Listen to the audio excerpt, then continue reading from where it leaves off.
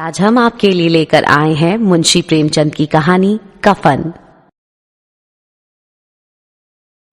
झोपड़े के द्वार पर बाप और बेटा दोनों एक बुझे हुए अलाव के सामने चुपचाप बैठे हुए हैं और अंदर बेटे की जवान बीवी बुधिया प्रसव वेदना में पछाड़ खा रही थी। रह रहकर उसके मुंह से ऐसी दिल हिला देने वाली आवाज निकलती थी कि दोनों कलेजा थाम लेते थे। जाड़ों की रात थी। प्रकृति सन्नाटे में डूबी हुई। सारा गांव अंधकार में लय हो गया था। घीसू ने कहा, मालूम होता है बचेगी नहीं, सारा दिन दौड़ते हो गया, जा देख तो आ। माधव चिढ़कर बोला, मरना ही है तो जल्दी मर क्यों नहीं जाती, देखकर क्या करूं। तू बड़ा बेदर्द है वे, साल भर जिसके साथ सुख चैन से रहा उसी के साथ इतनी बेवफाई, तो मुझसे तो उसका तड़पना और हाथ पांव पटकना नहीं देखा जाता। चमारों का कुनबा था और सारे गांव में बदनाम। घीसू एक दिन काम करता तो 3 दिन आराम करता। माधव इतना कामचोर था कि आध घंटे काम करता तो घंटे भर चिलम पीता। इसलिए उन्हें कहीं मजदूरी नहीं मिलती थी। घर में मुट्ठी भर भी अनाज मौजूद हो तो उनके लिए काम करने की कसम थी। जब 2-4 फाके हो जाते तो घीसू पेड़ पर चढ़कर लकड़ियां तोड़ लाता और माधव बाजार में बेच आता। और जब तक वह पैसे रहते दोनों इधर उधर मारे मारे फिरते। गांव में काम की कमी ना थी। किसानों का गांव था। मेहनती आदमी के लिए 50 काम थे। मगर इन दोनों को उसी वक्त बुलाते जब 2 आदमियों से एक का काम पाकर भी संतोष कर लेने के सिवा और कोई चारा ना होता।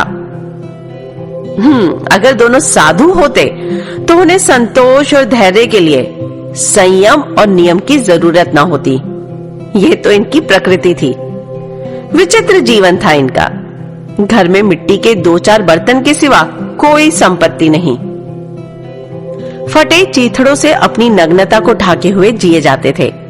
संसार की चिंताओं से मुक्त, कर्ज से लदे हुए, गालियां भी खाते, मार भी खाते, मगर कोई भी गम नहीं। दीन इतने की वसूली की बिल्कुल आशा ना रहने पर भी लोग इन्हें कुछ ना कुछ कर्ज दे देते थे। मटर आलू की फसल में दूसरों के खेतों से मटर या आलू उखाड़ लाते और भून भून कर खा लेते, या 10-5 ऊख उखाड़ लाते और रात को चूसते। घीसू ने इसी आकाशवृत्ति से 60 साल की उम्र काट दी और माधव भी सपूत बेटे की तरह बाप के ही पद चिन्हों पर चल रहा था, बल्कि उसका नाम और भी उजागर कर रहा था। इस वक्त भी दोनों अलाव के सामने बैठकर आलू भून रहे थे, जो कि किसी के खेत से खोज लाए थे। घीसू की स्त्री का तो बहुत दिन हुए देहांत हो गया था। माधव का ब्याह पिछले साल हुआ था। जब से ये औरत आई थी उसने इस खानदान में व्यवस्था की नींव डाली थी और इन दोनों बेगैरतों को दोझक भरती रहती थी। जब से वे आई ये दोनों और भी आराम तलब हो गए थे, बल्कि कुछ अकड़ने भी लगे थे। कोई कार्य करने को बुलाता तो निर्व्याज भाव से दुगनी मजदूरी मांगते। वही औरत आज प्रसव वेदना से मर रही थी और ये दोनों शायद इसी इंतजार में थे कि वो मर जाए तो आराम से सोए। घीसू ने आलू निकालकर छीलते हुए कहा, जाकर देख तो क्या दशा है उसकी, चुड़ैल का फिसाद होगा और क्या, यहाँ तो ओझा भी 1 रुपया मांगता है। माधव को भय था कि वो कोठरी में गया तो घीसू आलूओं का बड़ा भाग साफ कर देगा। बोला, मुझे वहां जाते डर लगता है।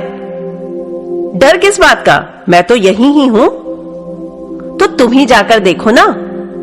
मेरी औरत जब मरी थी तो मैं 3 दिन तक उसके पास से हिला तक नहीं, और मुझसे लज्जाएगी कि नहीं। जिसका कभी मुंह नहीं देखा आज उसका उघड़ा बदन देखूं।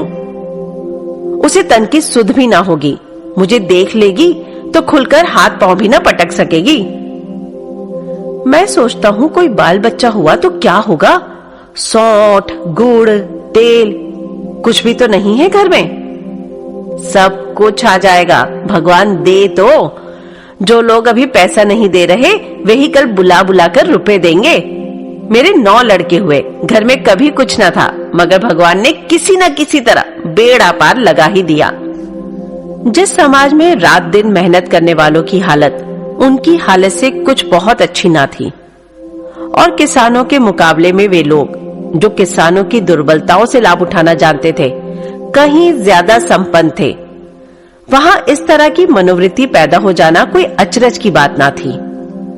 हम तो यही कहेंगे, घीसू किसानों से कहीं ज्यादा विचारवान था और किसानों के विचार शून्य समूह में शामिल होने के बदले बैठकबाजों की कुत्सित मंडली में जा मिला था। हाँ, उसमें यह शक्ति ना थी कि बैठकबाजों के नियम और नीति का पालन करता, इसलिए जहां उसकी मंडली के और लोग गांव के सरगना और मुखिया बने हुए थे, उस पर सारा गांव उंगली उठाता था। फिर भी उसे यह तस्कीन तो थी ही कि अगर वह फटेहाल है तो कम से कम उसे किसानों किसी जा तोड़ मेहनत तो नहीं करनी पड़ती, और उसकी सरलता और निरीहता से दूसरे लोग बेजा फायदा तो नहीं उठाते। दोनों आलू निकाल निकाल कर जलते जलते खाने लगे। कल से कुछ नहीं खाया था, इतना सब्र ना था कि उन्हें ठंडा हो जाने दे। कई बार दोनों की जबानें जल गईं। छिल जाने पर आलू का बाहरी हिस्सा बहुत ज्यादा गर्म मालूम ना होता था, लेकिन दांतों के तले पड़ते ही अंदर का हिस्सा जबान, हलक और तालू को जला देता था, और उस अंगारे को मुंह में रखने से ज्यादा खैरियत इसी में थी कि वो अंदर पहुंच जाए। वहां उसे ठंडा करने के लिए काफी सामान था, इसलिए दोनों जल्द जल्द निकल जाते। हालांकि इस कोशिश में उनकी आंखों से आंसू निकल आते। घीसू को उस वक्त ठाकुर की बारात की याद आई जिसमें 20 साल पहले वो गया था। उस दावत में उसे जो तृप्ति मिली थी वह उसके जीवन में एक याद रखने लायक बात थी, और आज भी उसकी याद ताजा थी। बोला, वह भोज नहीं भूलता। तब से फिर उस तरह का खाना और भरपेट नहीं मिला। लड़की वालों ने सबको भरपेट पूड़ियां खिलाई थी, सबको, छोटे बड़े सबने पूड़ियां खाई, और असली घी की। चटनी, रायता, 3 तरह के सूखे साग, एक रस्सेदार तरकारी, दही, चटनी, रायता। अब क्या बताऊं कि उस भोजन में क्या स्वाद मिला। कोई रोक टोक नहीं थी, जो चीज चाहो मांगो, जितना चाहो खाओ। लोगों ने ऐसा खाया कि किसी से पानी न पिया गया, मगर परोसने वाले हैं कि पत्तल में गरम गरम गोल गोल सुवासित कचौड़ियां डाल देते हैं। मना करते हैं कि नहीं चाहिए, नहीं चाहिए, पत्तल पर हाथ से रोके हुए हैं, मगर वो है दिए जाते हैं। और जब सबने मुंह धो लिया तो पान इलायची भी मिली, मगर मुझे पान लेने की कहां सुध थी। खड़ा हुआ ना जाता था, चटपट जाकर अपने कंबल पर लेट गया। ऐसा दिल दरियाव था वो ठाकुर। माधव ने इन पदार्थों का मन ही मन मजा लेते हुए कहा, अब हमें कोई ऐसा भोज नहीं खिलाता। अब कोई क्या खिलाएगा? वह जमाना दूसरा था। अब तो सबको किफायती सूझती है।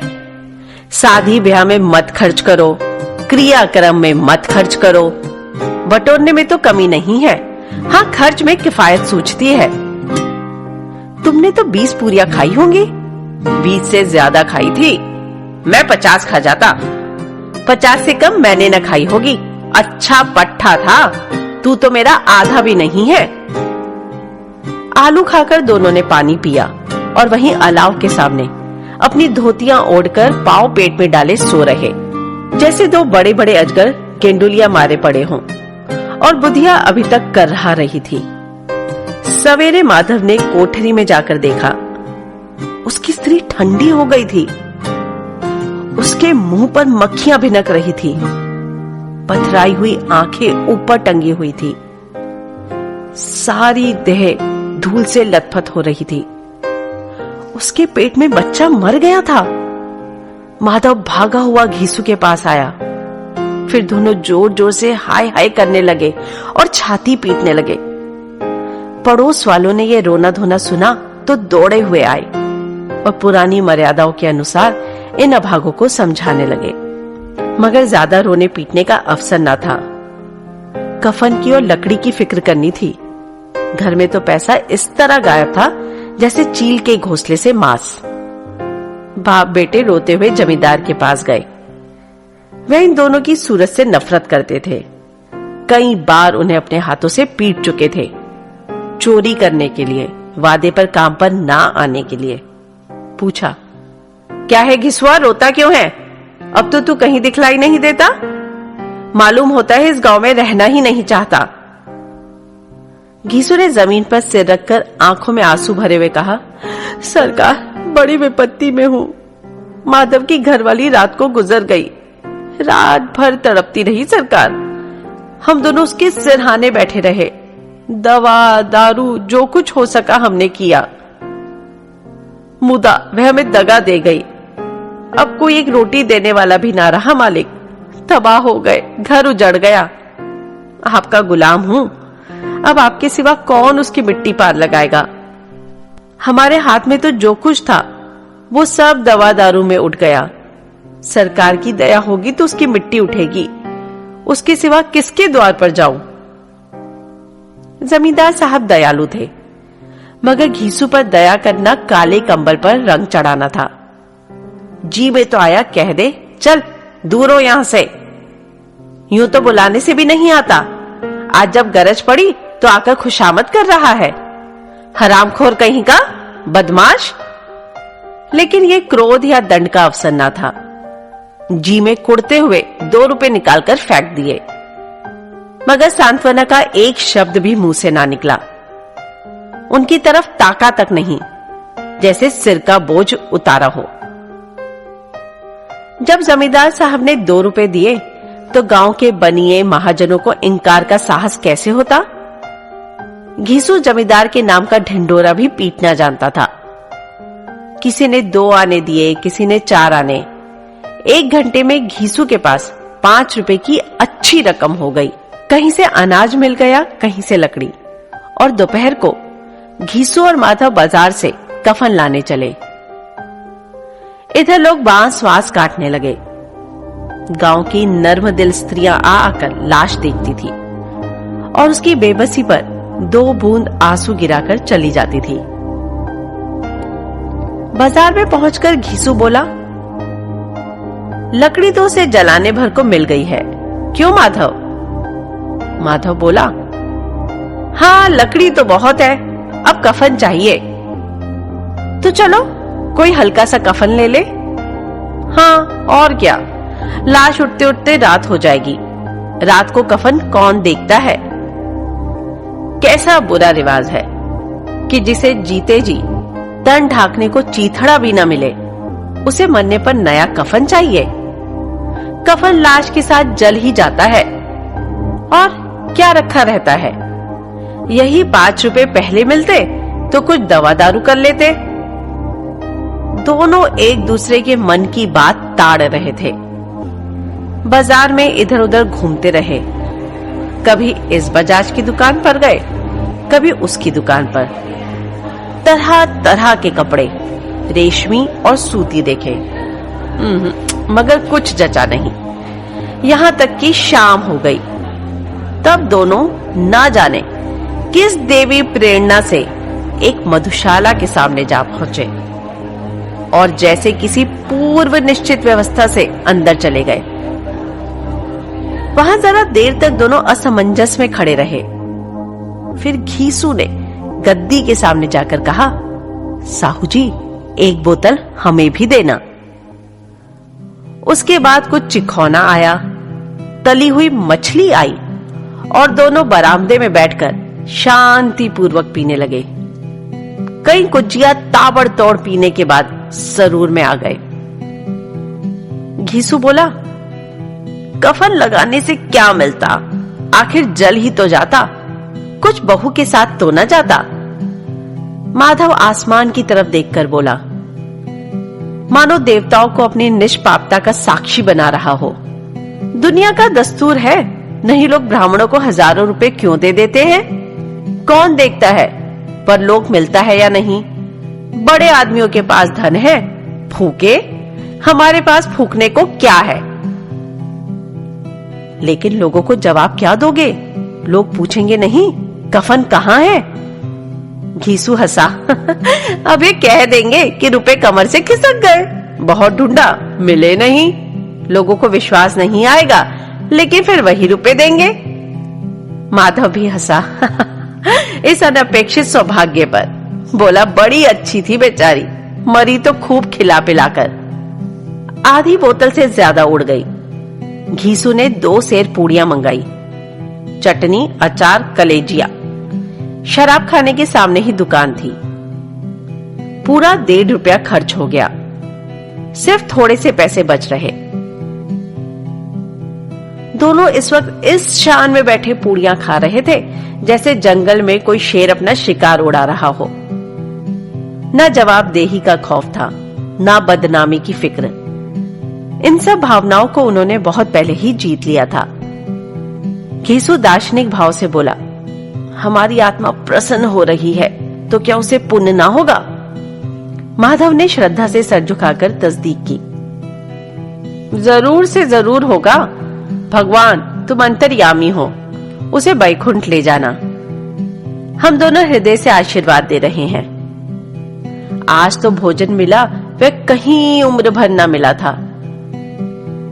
एक क्षण के बाद मन में एक शंका जगी। बोला, क्यों दादा, हम लोग भी एक न एक दिन वहां जाएंगे ही। घीसू ने इस भोले वाले सवाल का कुछ उत्तर ना दिया। वह परलोक की बातें सोचकर इस आनंद में बाधा ना डालना चाहता था। जो वहां हम लोगों से पूछे कि तुमने हमें कफन क्यों नहीं दिया तो क्या कहोगे? कहेंगे तुम्हारा सिर। पूछेगी तो जरूर, तू कैसे जानता है कि उसे कफन ना मिलेगा? तू मुझे ऐसा गधा समझता है? 60 साल क्या दुनिया में घास खोदता रहा हूं? उसको कफन मिलेगा और बहुत अच्छा मिलेगा। माधव को विश्वास ना आया। बोला, कौन देगा? रुपए तो तुमने चट कर दिए। वह तो मुझसे पूछेगी, उसकी मांग में सिंदूर तो मैंने डाला था। कौन देगा, बताते क्यों नहीं? वही लोग देंगे जिन्होंने अब की दिया है। हाँ, अब की रुपए हमारे हाथ ना आएंगे। ज्यों ज्यों अंधेरा बढ़ता था और सितारों की चमक तेज होती थी, मधुशाला की रौनक भी बढ़ती जाती थी। कोई गाता था, कोई डींग मारता था, कोई अपने संगी के गले लिपटा जाता था, कोई अपने दोस्त के मुंह में कुल्हड़ लगाए देता था। वहां के वातावरण में सरूर था, हवा में नशा। कितने तो यहाँ आकर एक चुल्लू में मस्त हो जाते हैं। शराब से ज्यादा यहाँ की हवा उन पर नशा करती थी। जीवन की बाधाएं यहाँ खींच लाती थी और कुछ देर के लिए ये भूल जाते थे कि वे जीते हैं कि मरते हैं, या ना जीते हैं ना मरते हैं। और ये दोनों बाप बेटे अब भी मजे लेकर चुस्कियां ले रहे थे। सबकी निगाहें इनकी ओर जमी हुई थी। दोनों कितने भाग्य के बली हैं। पूरी बोतल बीच में है। भरपेट खाकर माधव ने बची हुई पूड़ियों का पत्तल उठाकर एक भिखारी को दे दिया, जो खड़ा उनकी ओर भूखी आंखों से देख रहा था और देने के गौरव, आनंद और उल्लास का अपने जीवन में पहली बार अनुभव किया। घीसू ने कहा, ले जा, खूब खा और आशीर्वाद दे। बीवी की कमाई है, वो तो मर गई। मगर तेरा आशीर्वाद उसे जरूर पहुंचेगा। रोई रोई से आशीर्वाद दो, बड़ी गाड़ी कमाई के पैसे हैं। माधव ने फिर आसमान की तरफ देखकर कहा, वो बैकुंठ में जाएगी दादा, बैकुंठ की रानी बनेगी। घीसू खड़ा हो गया और जैसे उल्लास की लहरों से तैरता बोला, हाँ बेटा, बैकुंठ में जाएगी। किसी को सताया नहीं, किसी को दबाया नहीं। मरते मरते हमारी जिंदगी की सबसे बड़ी लालसा पूरी कर गई। वह न बैकुंठ में जाएगी तो क्या ये मोटे मोटे लोग जाएंगे जो गरीबों को दोनों हाथों से लूटते हैं और अपने पाप को धोने के लिए गंगा में नहाते हैं और मंदिरों में जल चढ़ाते हैं। श्रद्धालुता का यह रंग तुरंत ही बदल गया। अस्थिरता नशे की खासियत है। दुख और निराशा का दौरा हुआ। माधव बोला, मगर दादा, बेचारी ने जिंदगी में बड़ा दुख भोगा, कितना दुख झेलकर मरी। वह आंखों पर हाथ रखकर रोने लगा, चीखे मार मार कर। घीसू ने समझाया, क्यों रोता है बेटा, खुश हो कि वो माया जाल से मुक्त हो गई, जंजाल से छूट गई। बड़ी भाग्यवान थी जो इतनी जल्दी माया मोह के बंधन तोड़कर चली गई। और दोनों खड़े होकर गाने लगे, ठगनी क्यों नैना झमकावे ठगनी। पियक्कड़ों की आंखें इनकी ओर लगी हुई थी और वे दोनों अपने दिल में मस्त गाए जाते थे। फिर दोनों नाचने लगे, उछले भी, कूदे भी, गिरे भी, मटके भी, भाव भी बनाए, अभिनय भी किए और आखिर नशे में मदमस्त होकर वहीं गिर पड़े।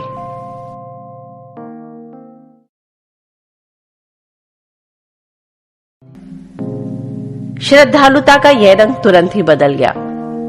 अस्थिरता नशे की खासियत है। दुख और निराशा का दौरा हुआ।